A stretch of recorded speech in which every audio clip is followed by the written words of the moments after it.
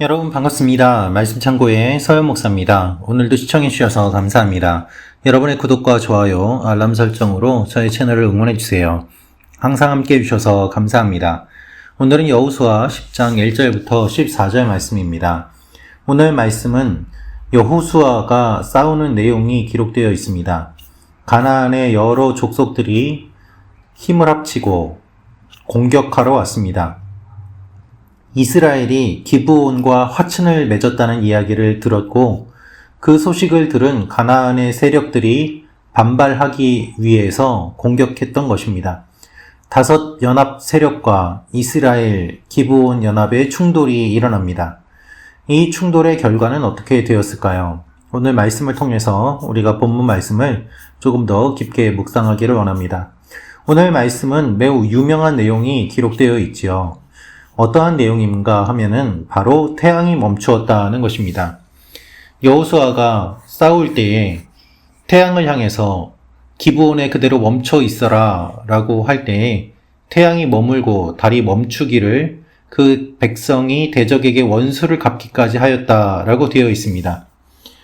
그래서 과학자들이 자료를 찾았더니 무슨 자료가 비어서 이 내용이 실제로 달이 멈췄고 해가 멈췄다, 달력에 뭐가 계산이 비었다, 이 성경이 역사적인 사실이다, 이런 내용을 많이 이야기를 하고 있는데요. 그 이야기의 근거가 되는 그 본문이 오늘 말씀인 것이죠.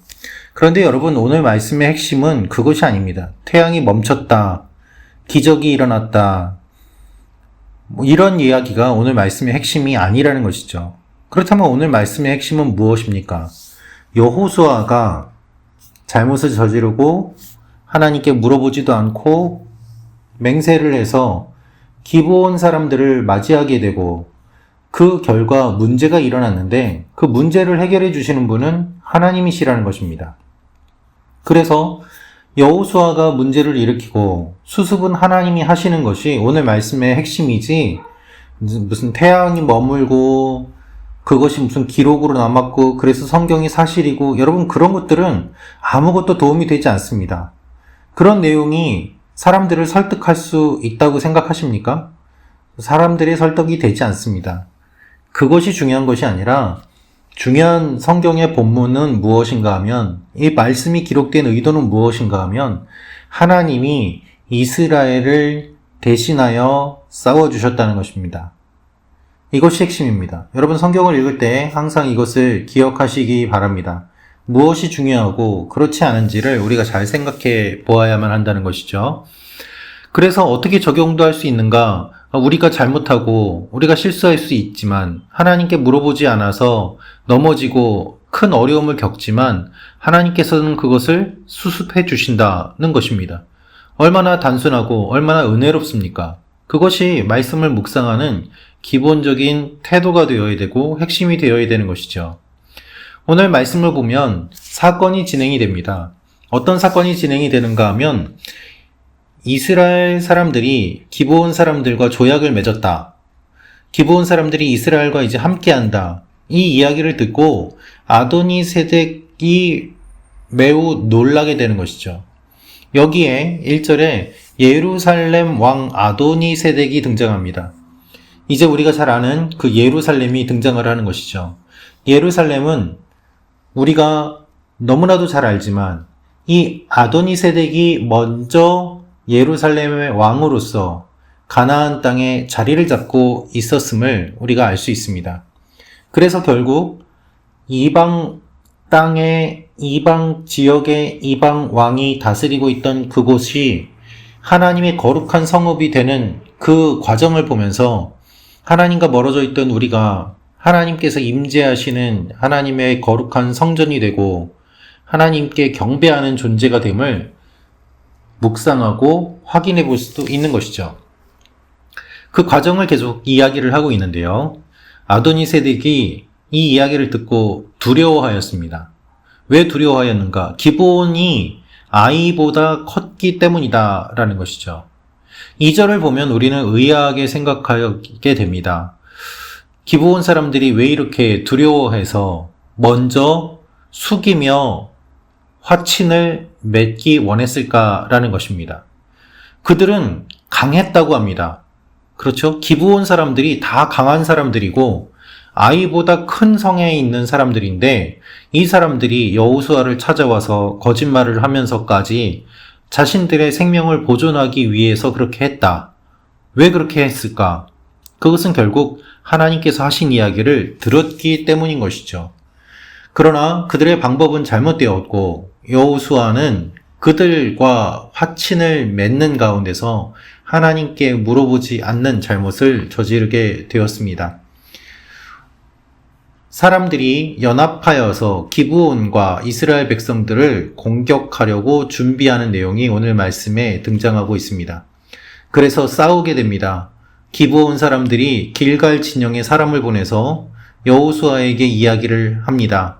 우리를 살려달라는 이야기입니다. 화친을 맺었으니까, 동맹을 맺었으니까 이제 그대로 약속을 지키기 위해서 당신들이 우리에게 와서 우리를 대신하여 우리와 함께 싸워줘야 되지 않겠습니까? 라는 것입니다. 그래서 7절 말씀을 보면 여호수아가 모든 군사들과 모든 용사들과 함께 길갈에서 올라갔습니다.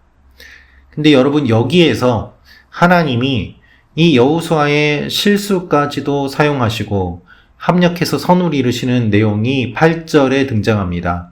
하나님이 여호수아에게 말씀을 하시는데요. 두려워하지 말라고 하시고 그들을 손에 넘겨주었다라고 말씀하십니다. 그래서 10절도 보면 여호와께서 그들을 이스라엘 앞에서 패하게 하셨다라고 기록되어 있습니다. 여호수아가 자신의 힘으로 싸워서 이긴 것이 아니라 여호수아가 힘이 있어서 능력이 있어서 승리한 것이 아니라 여호와께서 말씀하셔서 올라가게 되고 여호와께서 그들을 이스라엘 앞에서 패하게 하셨다라는 것입니다. 그래서 여러분, 오늘 말씀을 묵상하실 때 여호와께서 이 표현에 밑줄을 그으면서 묵상해 보시기를 원합니다. 하나님께서 이 일들을 어떻게 인도해 가시는지, 결국 여호와께서 그들을 이스라엘 앞에서 패하게 하심으로 여호수아가 그들을 기브온에서 크게 사륙하고 추격하여 아세가와 막게다까지 이르게 되었다라고 되어 있습니다. 그런데 11절 말씀에 보면 그들이 도망갈 때에 여호와께서 하늘에서 큰 우박덩이를 내리셔서 그들이 죽었더니 어떻게 되었다고요? 이스라엘 자손의 칼에 죽은 자보다 우박에 죽은 자가 더 많았다라고 의도적으로 11절에 이 이야기를 기록하고 있습니다. 결국 하나님께서 먼저 앞서가시고 그들을 치시고 여호수아가 칼을 들어서 싸웠지만 결국 싸운 분은 하나님이심을 이야기를 하고 있는 것입니다.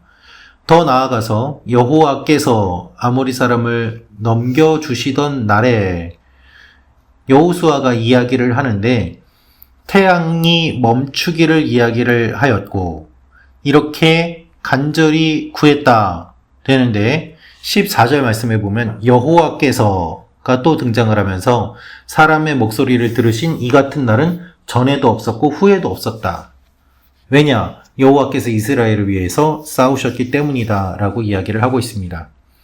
여러분, 여호수아가 잘못한 것들 하나님께서 수습해 주십니다. 그래서 여호수아의 리더십을 다시 한번 세워주시고 승리하게 하십니다.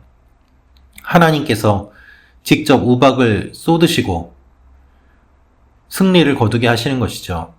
여호와께서 이스라엘을 위하여 싸우셨습니다. 사랑하는 말씀 찾고 가족 여러분, 하나님께서 이렇게 오늘 여러분의 삶 가운데 이루실 것을 믿습니다.